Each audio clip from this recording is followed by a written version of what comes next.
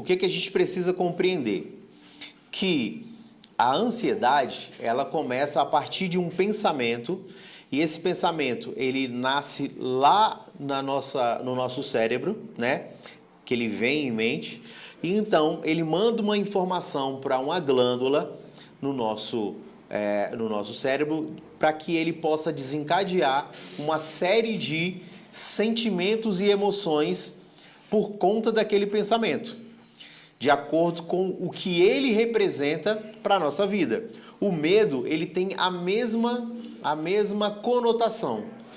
Quando você sente medo de algo, vamos dizer que você tem medo de ir no escuro, mas você só vai saber se o escuro ele te traz medo ou não se você enfrentar o medo que você tem do escuro.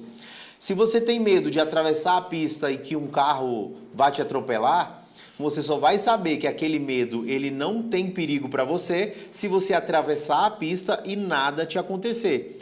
Então, é preciso entender que as vivências que acontecem no nosso dia a dia, viu, Lúcia? Essas vivências, elas começam a trazer uma série de desconfortos, mas a partir do momento em que a gente dá um start de enfrentamento, a gente muda o foco e acaba criando novas regiões no cérebro que vai fazer com que você não sinta mais aquele desconforto naquela determinada situação.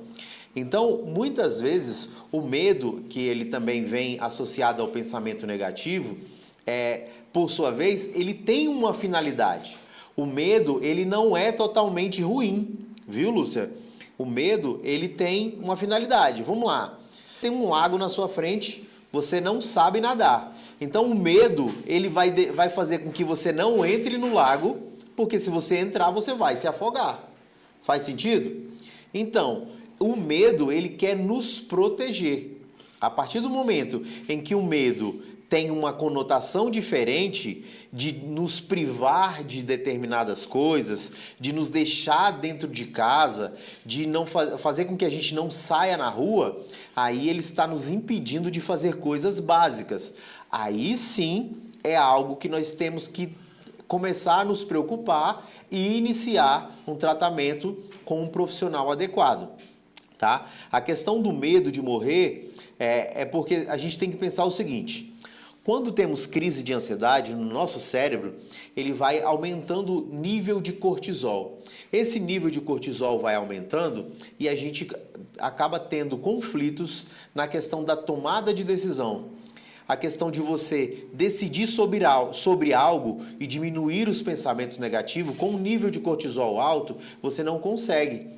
Então, por isso é que a gente tem que ativar o sistema parasimpático. O que é ativar o sistema parasimpático?